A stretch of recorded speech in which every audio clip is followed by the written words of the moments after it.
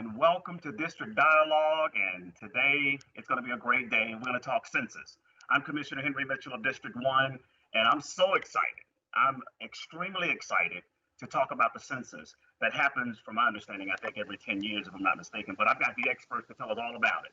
So what I'm going to do, first of all, is invite my special guests onto the District Dialogue family and let them introduce themselves and tell them at least a brief synopsis of why and what you do for the census and why we're here.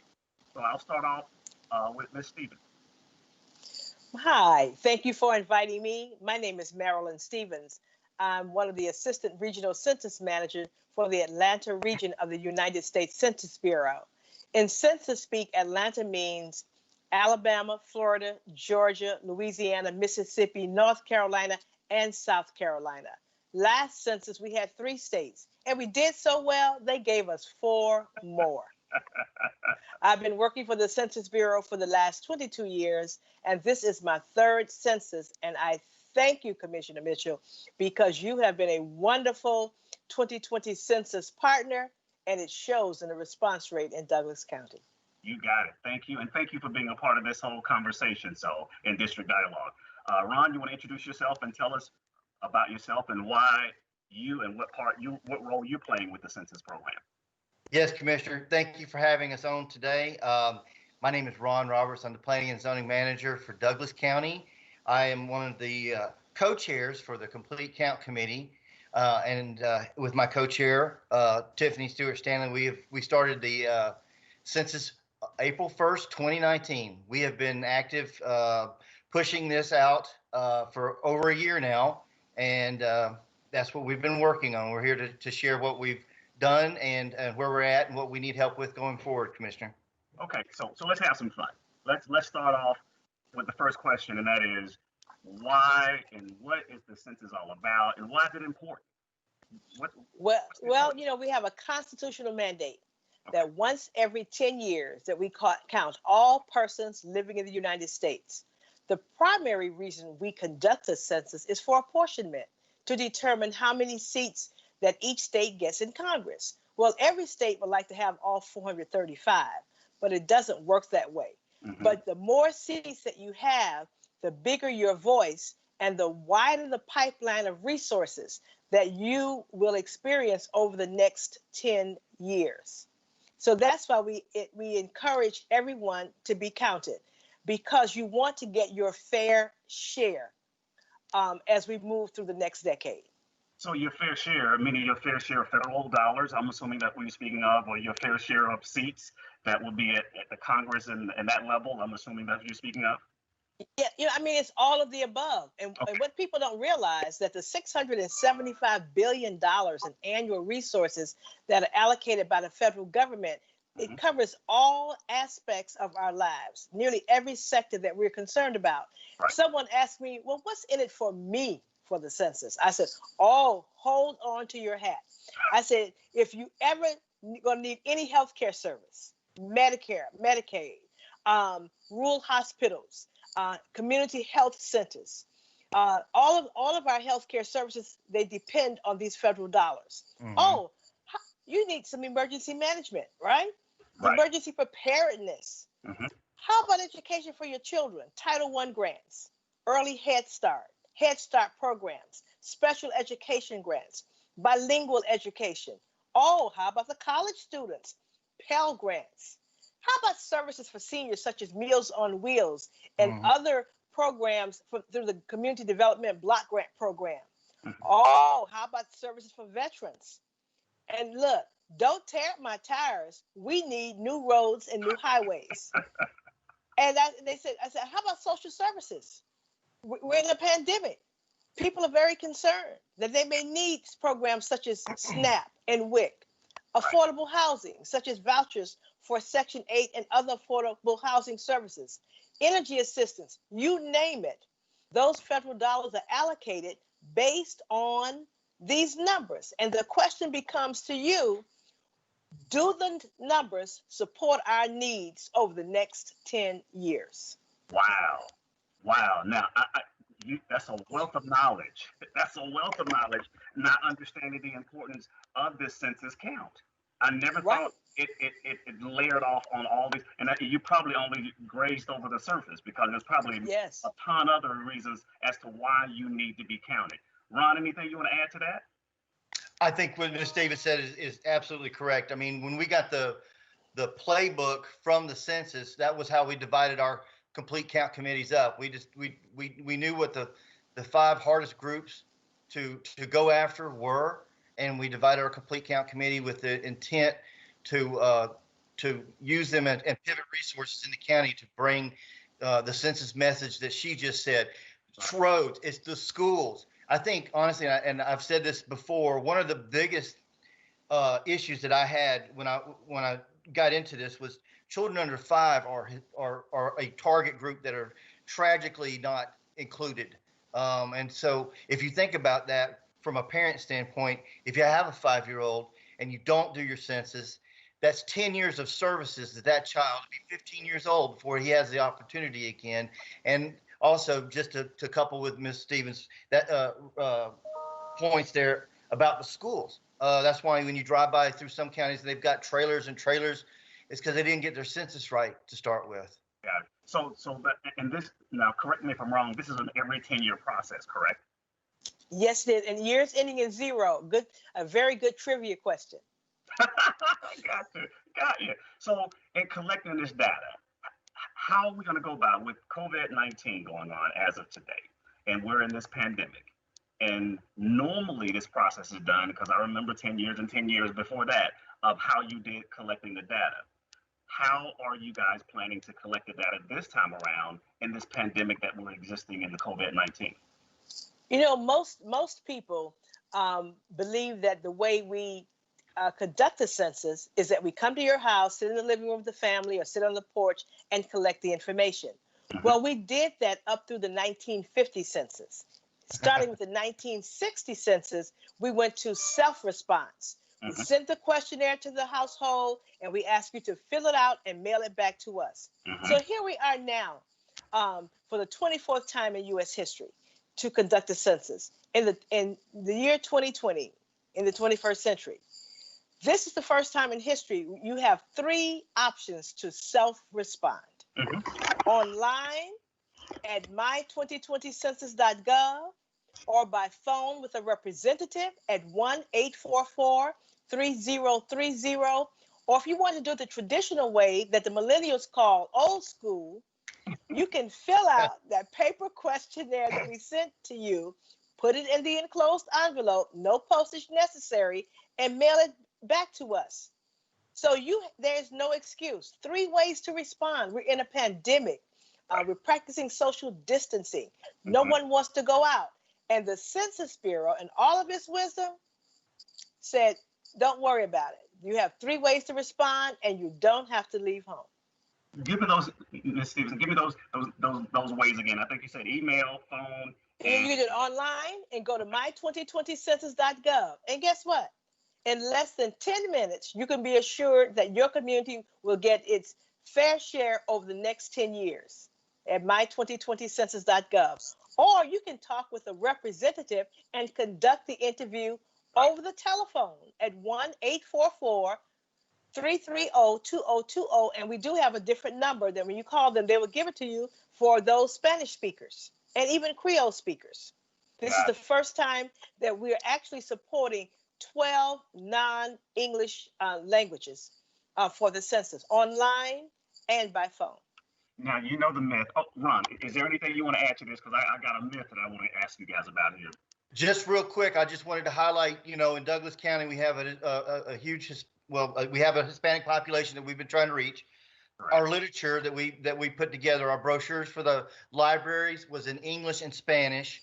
And we also, and I have to call out Maggie Hilario. She has done a wonderful job in helping get into the Spanish speak community here in Douglas County. It's just wonderful. She does every day. She's putting something on social media. So we were aware of the barriers, and honestly, there was some concerns about, and I'll let you get into that, just the safety and security of the census. And so that was what we put in our brochures.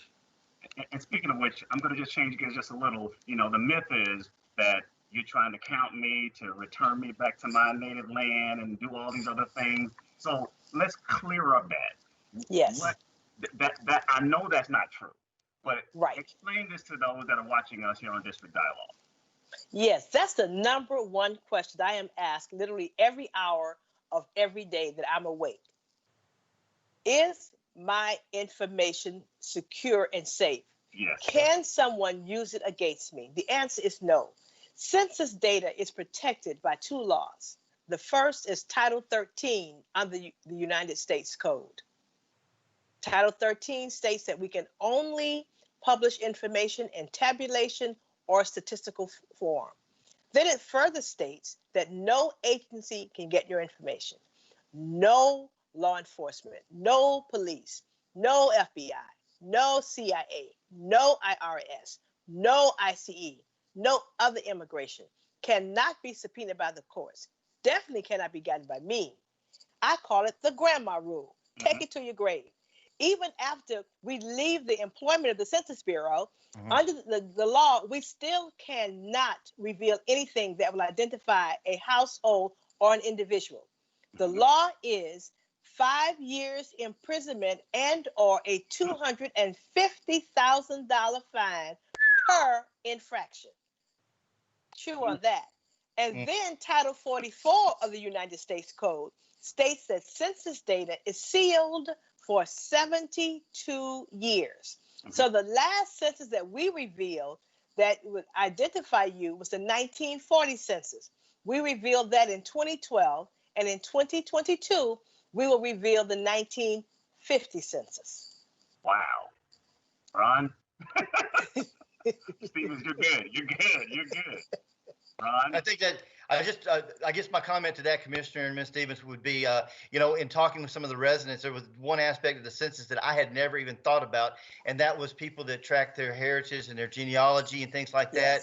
Knowing where you are, where your ancestors lived, and what they did, and that's something, we talk about the money and everything, but what she just talked about, the 72 years unveiling that and letting people see where their ancestors lived and everything is just an incredible resource.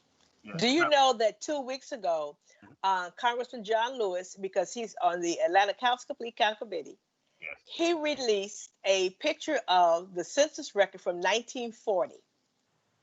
He was born in 1940 before Census Day, so he was included in that census. And there he was listed on that form. Wow. And he had it circled, and he posed with a picture of it for his Instagram account. Wow. It's showing that the data is sealed for 72 years. Wow. That's a good tie-in. Well, I see those. I mean, talking about 5 years and a $500 type of a fine is not worth it. But let me ask this question though. So what type of information is really needed to fill out the census form? What information, play by play, what that looks like, and what do you need from me? Right. Absolutely. We ask less than 9 questions. When you start on your questionnaire, the first thing we're going to ask is how many people live here.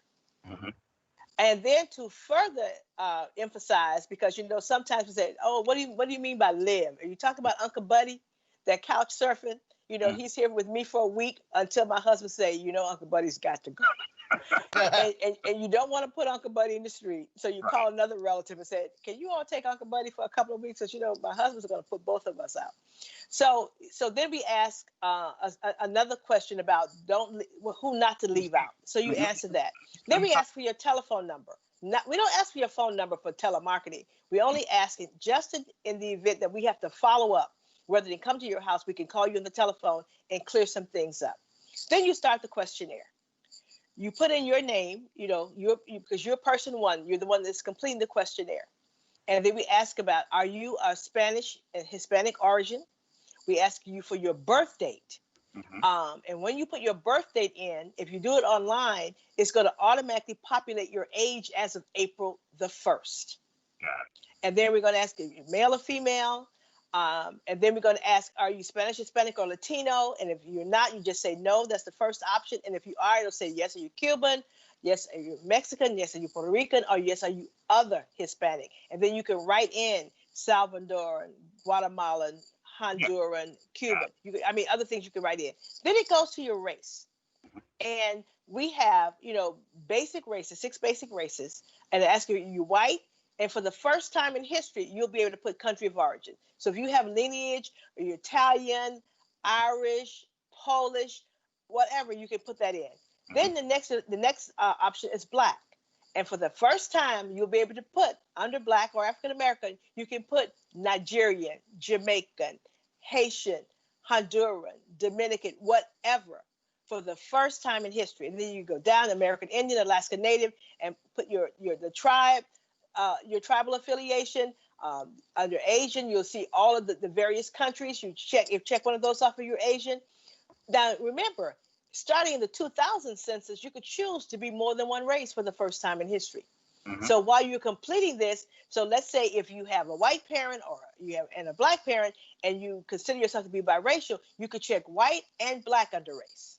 Got it. Now, when you go to person 2, there's a little change there. All of those same questions are asked on person 2, because you're person 1, you're completing it for everybody. And one of the questions that we ask for the next other people in the household is household relationship. What is your relationship to person 1, the person completing the questionnaire? And there are 16 options. And for the first time, you'll see the first option will be opposite sex, husband, wife, spouse, opposite sex, unmarried partner. Then same sex, husband, wife, spouse, same sex, unmarried partner. Then it'll go down to the children, your son, your daughter, your mother, your father, your daughter-in-law, your son-in-law, foster kids, just a whole host of people. I didn't realize you could have so many relationships on that question. And then you answer those same few questions for everybody in the household. And if you do it online, one person told me they have an extended family.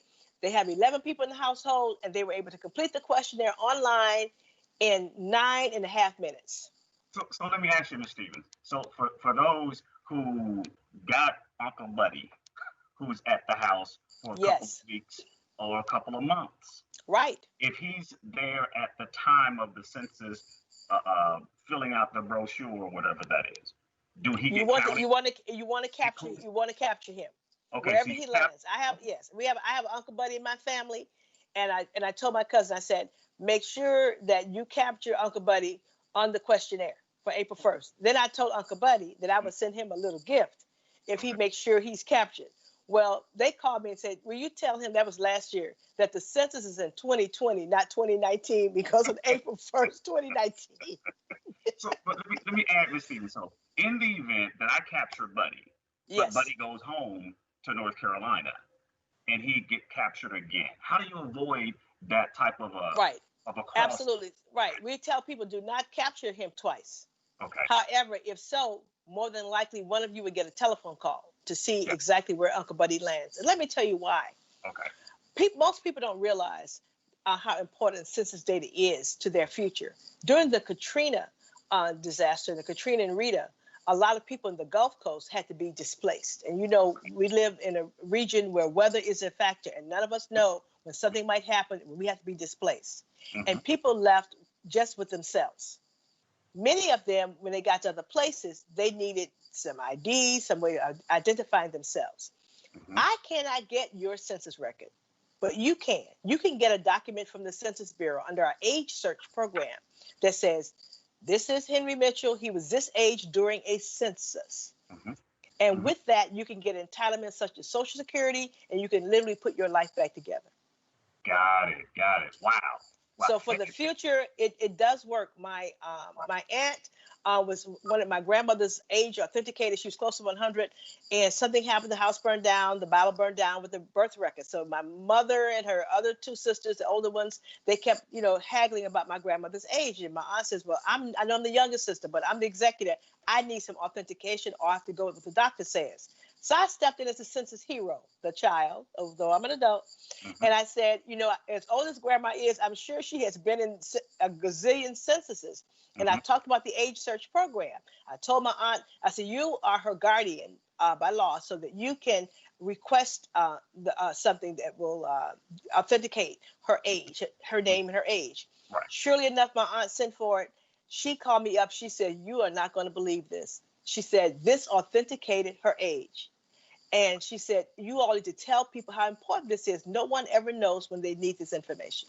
Okay, so one of a couple of things here too, though, and I don't know, Ronnie, you want to chime in? Please jump in because this is going good. I mean, I'm just enjoying all That's this deep. wealth of, yeah, That's wealth of deep into the information. census. I'm gonna let that go. Okay, so with that though, Ms. Stevens and Ron, for those who are felons and those who have had some unique things on their records and all this, that, Yes. and the other, Mhm. is the count about that, or the count is about how many people are in Georgia? Period. How many people? One thing about the census, we count all persons without distinction. Mm-hmm. Nothing else matters. And that information floats around on an island buried in a bunker with cement on top of it and nobody knows it's there for 72 years. Mm-hmm. Many people talk about that during the Reagan administration when there was an amnesty program and many immigrants were eligible, but they needed certain documentation. And those that had ever participated in a census during their time in the United States, through the age search program, they were able to fill out that BC 600 and request a document from the Census Bureau. Mm-hmm. And that provided the documentation that they needed to be eligible for amnesty. Okay. Well, good. I just want to make sure that we count and count everybody. And I mean, It it's doesn't about matter. the count. In fact, that we encourage families, and we in some of the counties and some of the states have a ex offenders subcommittee Mm-hmm. Mm-hmm. to encourage ex offenders to ensure that you're counted in this census. Got it. Wow. Okay. So what's the plan in trying to capture the data from those who are homeless, those who like we got? I understand we got those that don't speak the language, so we can kind of don't Right. speak English. We don't capture those guys, but for those that are homeless and living in tents, are we making sure that we tap into that untapped source of account? Yes, we had planned to do what's called a service-based enumeration that includes counting people that are experiencing homelessness. Okay. That would have happened at the end of March, going into April 1st. Mm-hmm. But because of the pandemic, we've had to move that operation to September. Mm-hmm. So what we do is that we work with counties, Mm-hmm. cities, and states to provide us with a listing of what we call TNSOL locations, TNSOLS, Mm-hmm. targeted non-sheltered outdoor locations, Mm-hmm. where several people live on a regular basis. Really is outdoors, but what we say where there are no walls and no ceiling. Understood. And it could be behind the 7-Eleven, on the dumpster on the east side of the building, or it could be on the bridge at mile marker 22 on 285. Mm-hmm. So it does vary, and it's an exhaustive list. And our staff go out on what's called transient night. But before we get to that point, we work with service providers that provide services to the population experiencing homelessness to raise awareness about the importance of the census and how important that count is to the work that those providers do. And some libraries before the pandemic, because they offer some computer services to help people experiencing homelessness get some entitlements and some other benefits that they were helping those persons that they would normally help to complete the census online as well. So can both of you guys talk about a couple of plans and programs that you guys going to tie yourselves with? Because I know we've got one coming up in August that during the month of August that we're going to be giving away book bags and school supplies. And during that time, we're asking that somebody or someone kind of either hand out, give out information so we can kind of direct people in the right direction of getting counted. What other services that you guys will be dealing with, or any projects that you guys will be dealing with that we can go? I know we're not going door to door, but how do we make sure we tap in? Because we got to do this differently. It's not going to be the same or the normal way of collecting this data. We've got to get creative. Yeah, and we have, and let me tell you, Douglas County, your complete count committee is fantastic. Mm-hmm. They call me Miss Complete Count Committee. So whenever I hear the term Complete Count Committee, I just perk right up, because there is a direct correlation between an active Complete Count Committee and a high self-response rate. Mm-hmm. Right now, Douglas County has a response rate of 63.7%. which is above the national average. Good. Yes, yes, yes, yes. Kudos. Applause, Yes, applause, yes, yes. applause. Mm-hmm. And you guys know that you have a couple of census tracts that are low, but you can imagine that having a response rate that high and Mm-hmm. still have two low performing tracts is something.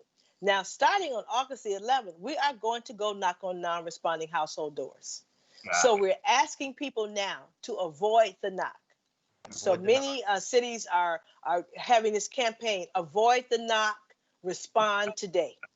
You got it. So Ron, Yes. talk about some of the numbers that we need to do a better job, and we kind of slack, and we need to pick up the pace and pick up the ball and run a little bit harder. So, I mean, you got something that you might want to share with the district dialogue family about where we are in certain areas and how we need absolutely. to improve. If you want me to, I'll share my screen real quick, and I won't bore everybody with details, but I'll just share it real quick, and we can kind of hit basically what we're talking about here. Yes, sir. So what you're looking at is actually the whole state. Obviously, the darker blues are the ones that are high performing counties. And you can see my cursor. You can see here's Cobb and Douglas County right here. And I'll go ahead and just put in Douglas, so we can kind of zip to it, so we can actually see exactly what Ms. Stevens and I were talking about earlier, which is yeah, it timed out because I had it sitting on hold. But there's the response rate, 62.6%, and Douglas County is at 63.7%, which is just great. So but we still want to do better, and we're going to go to Douglas County. I'm going to pull up a couple of census tracts real quick. That they're actually in the upper northeast quadrant of the county. Which is basically in District 1, which is why we wanted to have you in this discussion. And you can see, here they are, Commissioner. You can see these areas right here. 801.06 has a 48.6 response rate, 37.7 in 801.07. So I drove this on Friday with staff. We went around, we looked at opportunities. Mm-hmm. Basically, I looked at all the apartment complexes. Do you see the apartment complexes and subdivisions now? Mm-hmm. Yes, sir. So what we're doing, we've got 4x4 signs that Madam Chair had us order, and they started placing them, and they got sidetracked because of COVID, but we had some left, which was great, because now I've been able to identify exactly where the egress and ingress and points of entry, and where people that live in this area are actually going to be. They're going to where they would organically go to the grocery stores and things like that. And I'm working with Mrs. Doris Turner. She's been wonderful. So she's got the MAQs, the mobile units that are going to be going out when they're able to do so. And so these maps that I'm showing you will help us to identify the locations. What we're looking for are some advocates in these apartment complexes, maybe mm-hmm. citizens that want to come forward and help us to reach their neighbors, and really get this information and get these numbers up for these areas. I'll go back to the main screen now, but I just wanted to highlight that because we had a very, very intensive. We had a really good plan, and we've had to pivot and change that plan. But we're very committed. Madam Chair has gave us a lot of resources a lot of counties didn't have. Like I said, we actually mailed these to every resident, every wow. WSA resident in the county. And they actually landed April 1st of this year. And so now, but going back to that pivot, now we're pivoting those resources to District 1, Commissioner, because those are the census tract 801.07. 801.06 and 801.04, those ones I just had up there. We really want to get those numbers up, and that's kind of what we've been working on going forward. Got it. Ms. Stevens? Yes, it's great, and what you all have been successful at is understanding what it takes to raise census awareness, mm-hmm. and then how to pinpoint the problem areas and redirect your resources in those areas. Mhm. And Doris Turner, the partnership specialist for Douglas County, will assist you in any way. Then she will call me, and we'll ever assistance that we can give to you to get these households to self-respond. And I think that once they fully understand what's at stake for them, first, let's think about our schools. Those parents expect for all kids to be enrolled in those programs. And the schools don't say, well, you didn't participate in the census, so you have to come back in 10 years when we can get more funding. It just doesn't work that way. Yeah. So that we all have to work. When I looked at, I met with your superintendent, and after the schools had to be closed, those schools still provided food. The parents were able to go to the designated places and get food. And you know why? Because of the National Student Nutritional Program that uses these population numbers. That's how they get free and reduced lunch. So when you don't count your children, then the schools are trying to accommodate children that they aren't even funded for, but because they are committed to all children, not just some children. So that's why this is so important. Okay, so I'm going to bring this to a close to a degree, though, but are we able to count our pets? My goldfish. I just want to. I want to count every, breathing, living body around. Okay, all right. I'm just kidding. No, it's got to be a person. However, some of the schools use in their assignments to teach the children about the census that to count the pets in their families and in their extended families, but don't put them on the census questionnaire. But that's my family, though. Just FYI, that's my family. That's right. You can just tell them, say that when they come around and do a survey about pets, you will be included. Okay, all right. Okay, I'll keep that in mind. But let me first of all say thank you to you guys for this wealth of knowledge about the census program and the importance of the census. So, in closing, are there any closing remarks that you want to make sure we emphasize? And I know the importance of this is extremely important. And I'm hoping that our District Dialogue viewers are really taking heed and understanding the importance of all of this. Because, like you said, 10 more years from now, then you'll try to figure out what might have happened. And we can tell you, well, you didn't do the census report. That's why you got what you got this round. So are there any closing remarks that you would like to close on and tell our District Dialogue viewers, when it comes to the census, this is why you need to, you gotta do it. And don't worry about the myth about they're gonna send you back to wherever you might have thought you came from. It's not that. It's about the numbers and the federal dollar that comes along with that and other things that comes along with it. So, please. There are three things that everyone should remember about the census. It's important, it's easy, and it's safe and secure. So I'm urging all of you to respond today and avoid the knock, because you'll find out over the next 10 years, it pays to participate in the 2020 census. Right. Ron. That's a tough one to follow, but I'll just speak directly to the residents, Commissioner. I'll just say, out of 159 counties in Georgia, we are the 17th largest in terms of population. We need every dollar that we can get. Atlanta is going to grow by 2040. They're talking about the population of Charlotte landing in Atlanta. We're already inundated with phone calls and rezonings, and people are coming. And if we don't count the people that we have here now, we're going to even be further behind the ball than we would be if we had some bad reporting. So I just want everybody to get out and let's count Douglas. Okay. You know what? Going back on, I should have got some masks that say this. Yes. That would have been great. I wish I'd done that. One last question for both of you guys. So, when is the last count? When is the last day of that count? When are we kind of like, hey, you didn't make the count. It was whatever that month, date, year. When is the last count done? Well, we had to extend our field operation because of COVID. If we were in our regular timeline, we would be ending field operations on July 31st. So now field operations have been extended to October 31st. But we want people to remember, we're going to start knocking on doors on August the 11th to non-responding households. So even though we're knocking on doors, you'll still be able to go online, call the toll-free number, or mail back your questionnaire and self-respond. But we really want people to avoid the knock. help with the situation and say, oh, I mean to do this. We know you have multiple priorities.